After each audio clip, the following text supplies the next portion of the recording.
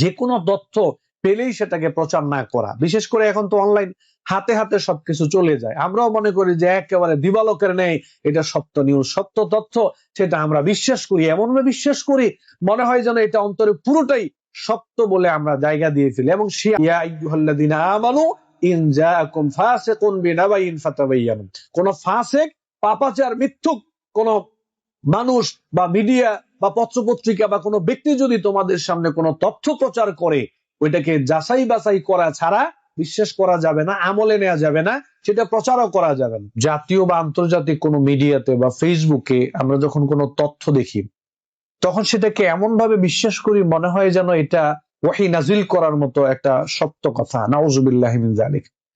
জাতীয় পত্রপত্রিকা, জাতীয় মিডিয়া কোনো তথ্য জাতির সামনে উপস্থাপন করলে সেটা আমরা অনায়াসে বিশ্বাস করে নিই, সত্য মিথ্যা যাচাই বাছাই করা ছাড়াই।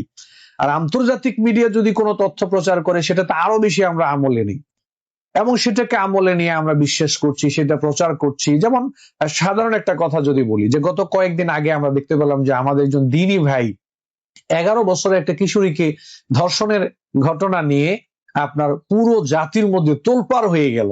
একজন আলেম, তিনি ওনার ব্যাপারে জাতীয় মিডিয়া সহকারে এবং আমরা সহকারে সবাই মিলে ফেসবুকে পোস্ট করেছি, সেটা বিশ্বাস করেছি, সেটা আমলে নিয়েছি, ওনার প্রতি ধিক্কার জানিয়েছি। নাউযুবিল্লাহি মিন যালিক। শেষমেশ মেডিকেল তথ্য রিপোর্ট অনুযায়ী যেটা পুরো জাতির কাছে পরিষ্কার হয়ে গেল, সেটা হলো ওই মেয়ের ধর্ষক তিনি নন। আলহামদুলিল্লাহ, আল্লাহ তাআলা ওনাকে সত্য ঘটনা সামনে এনে ওনাকে এখান থেকে মুক্তি দান করেছেন। কিন্তু তিনি মুক্তি পেয়ে গেলেন, কিন্তু আমরা তো ধরা খেয়ে গেলাম। আমরা ধরা কি খেয়ে গেলাম? এই ঘটনা আমরা যখন শুনতে পেলাম জাতীয় পত্রপত্রিকার মাধ্যমে, মিডিয়ার মাধ্যমে, তারপরে আপনার কি বলবো ফেসবুকের মাধ্যমে, তখন কিন্তু আমি সহ আমরা সবাই এটাকে বিশ্বাস করেছি, ওনাকে ধিক্কার জানিয়েছি, তারপরে এটা আমরা প্রচার করেছি, বিভিন্ন লেখা লিখেছি এবং ওনার ব্যাপারে খারাপ ধারণা আমরা করেছি। নাউযুবিল্লাহি মিন যালিক। আমরা তো গুনাহগার হয়ে গেলাম। এখন তিনি যদি আমাদেরকে মাফ না করেন, তাহলে তো আমাদের এটা ক্ষমা পাওয়ার সুযোগ রয়েছে, আর আমরা ওনার কাছে মাফ চাই, উনি যেন আমাদেরকে মাফ করে দেন, ক্ষমা করে দেন। কিন্তু আমাদের সতর্ক হতে হবে। জাতীয় পত্রপত্রিকা, মিডিয়া কোনো তথ্য প্রকাশ করলেই সেটা একবারে ওয়াহী নাজিল করার মতো সত্য হয়ে যাবে, বিষয়টা কিন্তু এরকম নয়। যত গুরুত্বপূর্ণ ব্যক্তি সংবাদ তথ্য প্রচার করুক না কেন, দেশের যত গুরুত্বপূর্ণ মিডিয়া সংবাদ প্রচার করুক না কেন, ওইটাকে যাচাই বাছাই করা ছাড়া ওইটার উপর ওইভাবে ঈমান আনয়ন করা, আস্থা রাখা, বিশ্বাস স্থাপন করা, এটা বোকামি হবে।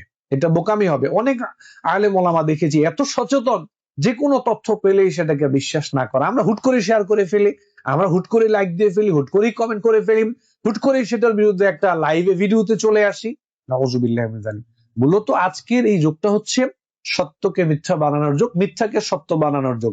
সত্যবাদীকে মিথ্যাবাদী বানানো হবে, মিথ্যাবাদীকে সত্যবাদী বানানো হবে। এটা তো সেই যুগ। নবী করিম সাল্লাল্লাহু আলাইহি ওয়াসাল্লাম এই যুগের ব্যাপারেই কথা বলে গিয়েছেন। অতএব আমি সহকারে আমাদের সবার উচিত হবে যে কোনো তথ্য পেলেই সেটাকে প্রচার না করা। বিশেষ করে এখন তো অনলাইন, হাতে হাতে সবকিছু চলে যায়। আমরাও মনে করি যে একেবারে দিবালোকের নেই এটা সত্য নিউজ, সত্য তথ্য, সেটা আমরা বিশ্বাস করি, এমন ভাবে বিশ্বাস করি মনে হয় যেন এটা অন্তরে পুরোটাই সত্য বলে আমরা জায়গা দিয়ে ফেলি এবং সেই আলোকেই আমরা কথাবার্তা বলা শুরু করে দিই। এক্ষেত্রে আমিও গুনাহগার, আমিও পাপী, আমিও ভুলের মধ্যে রয়েছি।